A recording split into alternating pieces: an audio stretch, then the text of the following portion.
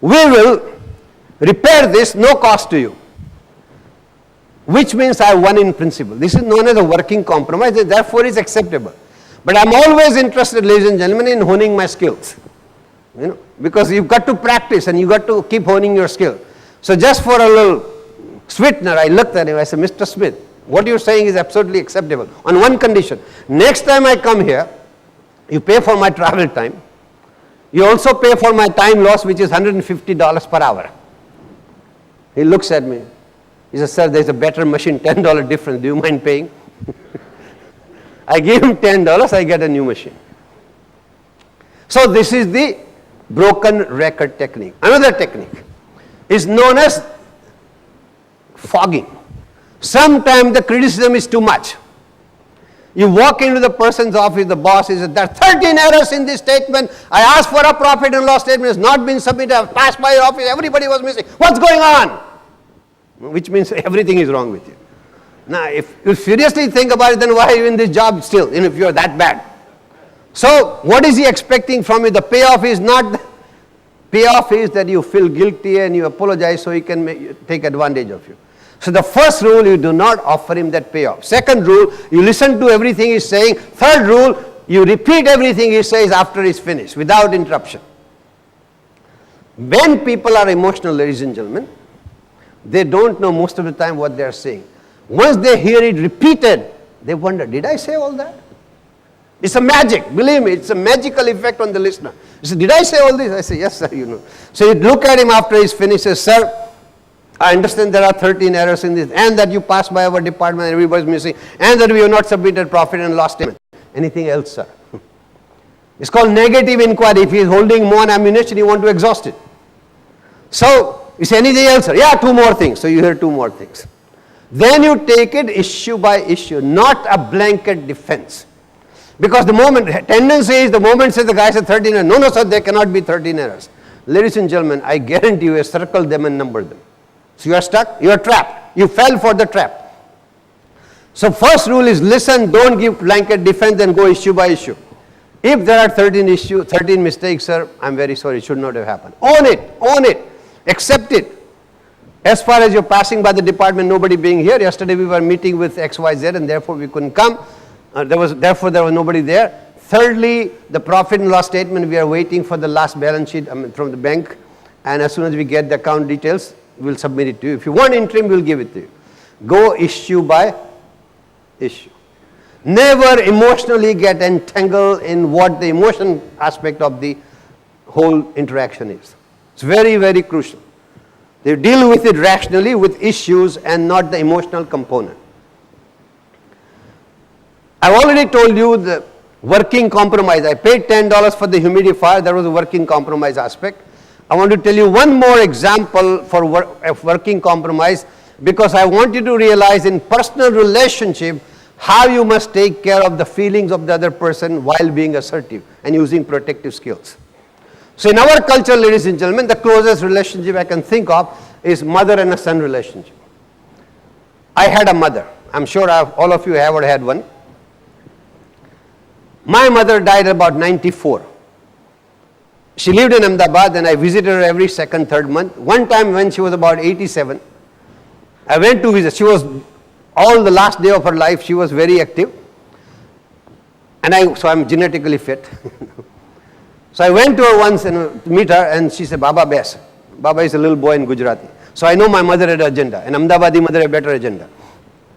So I sat down. I said, Baba, you know Doordarshan has come? So what was the agenda? TV. She wants a television. Now she doesn't say, give me a TV. See how the dialogue goes. So I got all my antennas out. I say, yes, I heard that a broadcast is coming. I said, Baba, you went to America and lectured and made a lot of money? People tell me. I say, yes. He said, 10,000, 12,000 rupees will not be a problem. I said, shouldn't be. Don't you think you should buy me a television? I know this is not her agenda. Neighbors have told her. If Kamaraben buys it, they can watch it.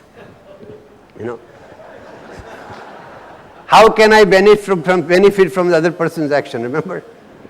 So, I said, Mother, You are 80 some plus something, and yet this time you go to Atulananji's discourse on the Gita at the Sannyas Ashram. You're not going to watch television at that time. If you watch it, a whole bunch of kids from the neighbor will come. You'll have to cater to them. Do you need all this at this age?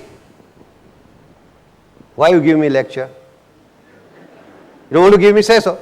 I say, it's not saying I want to, it's not the machine. What is it? You don't have the money? I say, I got the money. You don't love me? Every tool, one after the other. I say, I love you. I said, what is it? I said, mother, tell me, anytime you ask for money, I have not given it. She thought about it. So you're given. I said, so it's not the money. So after a few times of my broken record routine, she said, okay, I understand. What do I tell the Sharada Ben on that side and Srimati Ben on that side? Now I cannot tell my mother, you come to my assertiveness course. This is where you have to be sensitive. So I say, okay mother, here is the thing. You have not been to Pashupadinath. So another record started. Who's going to take me? I'm going to go to hell. You people don't care. It's some other country. I cannot go by myself. I said, listen. It's in Nepal. I take you there. It costs more than your TV. So I said, when they ask you tomorrow, you tell them that I offered you the money to buy television, but you decided to go to Pashupadinath in Kathmandu. I said, is it acceptable to you? You know my Ahmedabadi mother, she says, Baba, is there a story I'm supposed to tell or are you going to take me?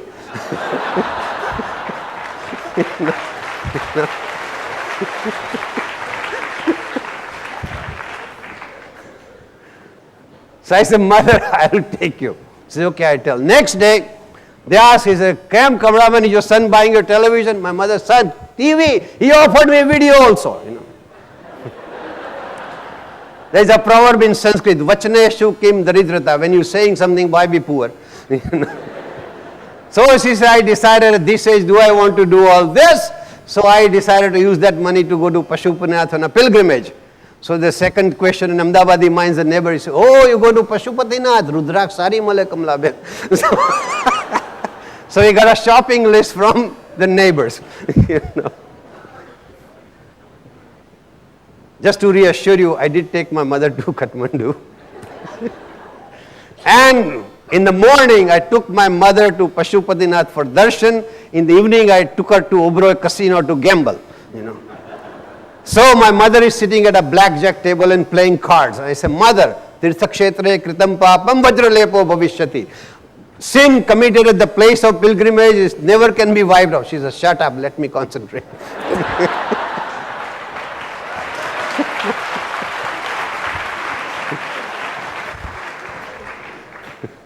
My mother did not need assertiveness courses.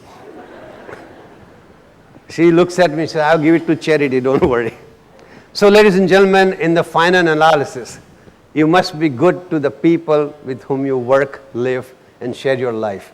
And the message that I want to give you is just that. As a result of this 2 hours we spend together, if you pick up little and next time you talk to somebody or listen to somebody, be empathetic, understand their feelings, and deal with that accordingly. Because this world is too beautiful and life is too short. And I tell you this, I have talked to millionaires who are on their deathbed.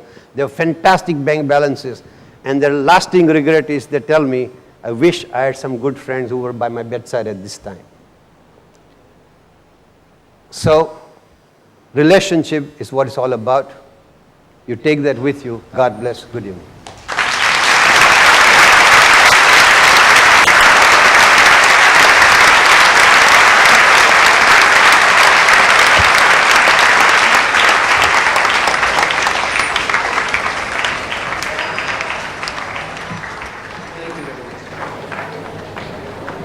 The house is open for discussion.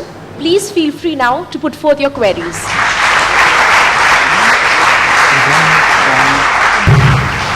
Sir, many times it happens that people ask for help or information from you, and when it is their time, they refuse or they try to evade or give some excuses. In such situations, what's the way? See, sometimes people play a game which is known as yes but. They come asking for a solution of a problem, and you give them, he says, yes but because of this. And you give another one, they will start again, yes but. So a couple of times they yes but they start, recognize that this is a game they are into, and you don't want to play that game. This is the best I have to offer. I'm sure I'm not qualified to what you want. Find somebody who is. And leave it at that. Yes, even then they may not be able to use it because they don't want to use it for one reason or the other. Okay, if you are a professional, if you have to charge for it, ask for it, that this is what it will cost you. Because I know she's a professional, that's what I'm telling. Excuse me, sir. You are excused. Sir, you always say, and I have heard. My student, you always teach, boss is always right. When we, deal with such a situation, how will you be assertive when we say boss is always right? There are many bosses are manipulative. How do you deal with this? Okay, first of all, I don't think bosses are always right. I think today's bosses are much better than the old timers who always thought they were right. And if you have established a relation with bosses right from day one on the assertive basis, see, if you had started in one way and then halfway you try to change the relationship or the equation, it doesn't work. So from day one when you establish relationship, start on that basis that they understand where you stand and you understand where they stand. And you don't go for the manipulation right from day one, then it will work beautifully. But if you acquiesce to that idea that the boss is always right, and then suddenly midway if you try to change your behavior, it may not work. Okay? Yes. By being assertive, do you mean to say that we should be saying the truth and only for the benefit we should be saying the truth, or for truth we should be benefiting? No, you said what you believe in because itself is productive. You don't get manipulated by others, and you speak your mind what you think is right and you are committed to it. But just at the same time put it in a way that is palatable. See, in Sanskrit there is a saying, Satyam Bruyat, Priyam Bruyat. Truth does not always have to be bitter. You can put it nicely. There are ways of saying it. If you went to a party and you met a lady and you told her that you look the same as you looked 3 years back, it's a compliment. If you tell her that I saw you in the same sari 3 years back, it is not. You have a tough time. So can aggressive behavior be the next step of being assertive? No. No, can I just give you an example? I was just studying by a local train and I just had a seat and I was just noticing things around, and I just noticed a person sitting opposite to me who had a national flag. A national flag in his feet. Okay. I could have just bent down and would have just taken out the flag, but I just wanted to tell him that please take the flag. And I just told him, and he just replied me back that "Tere baap ko kya chahta hai?" Something like that. So I could have. How did you tell him? Give me the phrase. Please pick up the flag. It's your national flag, and you should respect it. You should respect it is a parental advice you gave. All shoulds and musts and ought to come from parent part of you who is giving advice, and people do not like advice generally unasked. Even asked sometimes they don't like, but unasked they never like. So the phrasing is very crucial, how you say it. Okay. Next time, don't be judgmental, because when you say you should do this, you are passing a judgment, you are doing something wrong. Don't be judgmental, because the hidden message is you are doing something wrong, I am here to correct you, you should not have such behavior, like a mother telling the kid, man. Good evening, sir.